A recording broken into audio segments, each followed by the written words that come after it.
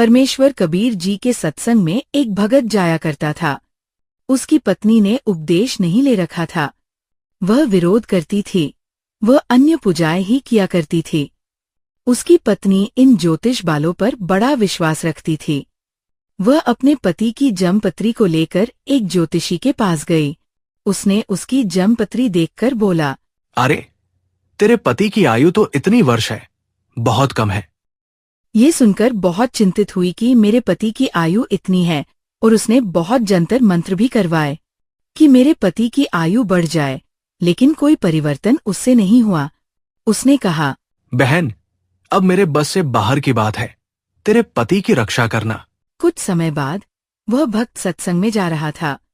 जब वो सत्संग में जा रहा था तो रास्ते में उसी गांव का नगर का एक व्यक्ति मिल गया।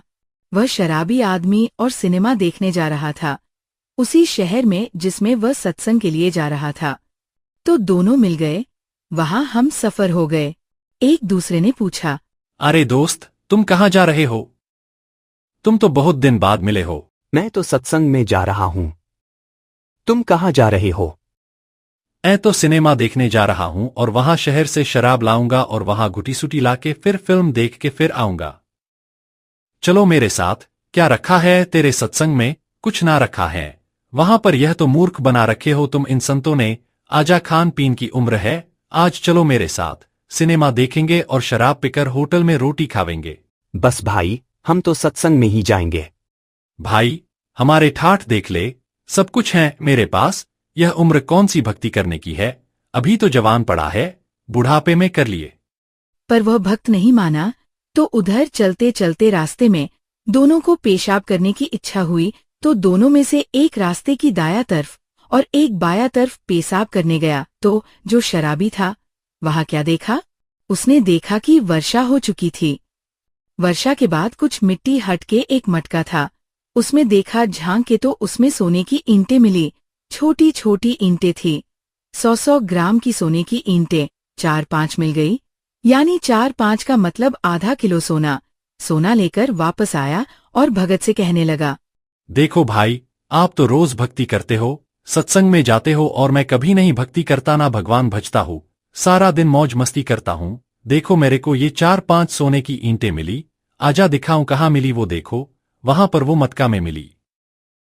फिर वो शराबी कहने लगा, देख ले, अब तो मान जा, आजा मेरे साथ। इसी तरह चलते चलते रास्ते में भगत के पैर में कांटा लग गया, क्योंकि उसका ध्यान भटक गया था। कांटा लगकर कांटा अंदर ही टूट गया। ये देखकर वो शराबी कहने लगा, देख, अब के करी रक्षा तेरे गुरुजी ने, कांटा भी लग गया, सोना तेरे को मिला नहीं। भाई, मैं तो चला सिनेमा देखने। ये कहकर वो शराबी चला गया और भगत सोच में पड़ गया। गुरुजी से आज ये फाइनल बात पूछूंगा। यह तो बहुत उल्ट से बात हो गई। मैं भक्ति भी कर रहा हूँ, आप पर समर्पण भी हूँ, घर में कोई बरकत भी ना देखती, वह सारे उल्टे काम करे और सोना भी मिल गया निकम्मा ने। ये मन में सोच के गुरुजी के पास आ गया। गुरुजी ने पूछा, बेटा, क्या बात है? बहुत उदास नजर आ रहे हो। गुरुदेव, वैसे तो आपके दास को आपके ज्ञान में कोई त्रुटि नजर नहीं आती। हो सकता है मुझ दास में कोई त्रुटि हो, जिस कारण से मैं आपसे लाभ प्राप्त नहीं कर पा रहा। एक नंबर का निकम्मा आदमी मेरे गांव का, दारूओ पीबे, बकवास सारी करे, सिनेमा देखे। वह मने रास्ते में मिल गया और उसको रास्ते में सोने की 4-5 ईंटें मिला, आधा किलो सोना, और मेरे पैर में कांटा लग गया।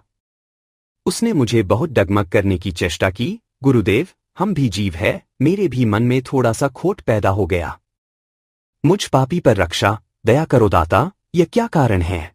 बेटा, आज तेरी मृत्यु होनी थी। आज के बाद तेरा जीवन नहीं था, और वो निकम्मा अपनी पिछली पुण्य खर्च रहा है, बर्बाद कर रहा है। उसके पास भविष्य में कुछ नहीं होगा। बेटा, तेरी उम्र बढ़ गई। तेरे आज फाइनल फैसला था। आज जो तू डगमग हो जाता, तेरी शाम पूरी नहीं होती, तू खत्म हो जाना था। आज तू पढ़ा रहा, सच्चे सच्चे दिल से लगा रहा, तो तू बच गया। वह भगत अपने गुरुजी की एक एक बात पर विश्वास किया करता था। वहां पर भक्तों ने काटा कोटा निकाल दिया। शाम को घर आकर अपनी पत्नी से कहने लगा, आज मेरे गुरुदेव ने ये बताया कि आज मेरी मृत्यु होनी थी, और गुरुजी की भक्ति से, उसके नाम से, उनके आशीर्वाद से आज मेरा जीवन बच गया। नहीं तो आज मर गया होता। सचमुच तेरे गुरुजी पूर्ण परमात्मा है। ये रही आपकी जन्मपत्री। इस वर्ष में तेरी मृत्यु थी और मैंने सारे जंतर मंत्र करवा लिए थे। जिसके पास मैं जाती थी उसने अंत में हाथ खड़ा कर लिया था कि मेरे बस की बात नहीं तेरे पति को बचाने की। और मैं बहुत चिंतित रहती थी, हमेशा रोया करती थी, भगवान के आगे मेरा पति कैसे बचेगा। ये सारी घटना के बाद उसकी पत्नी ने भी उपदेश लिया।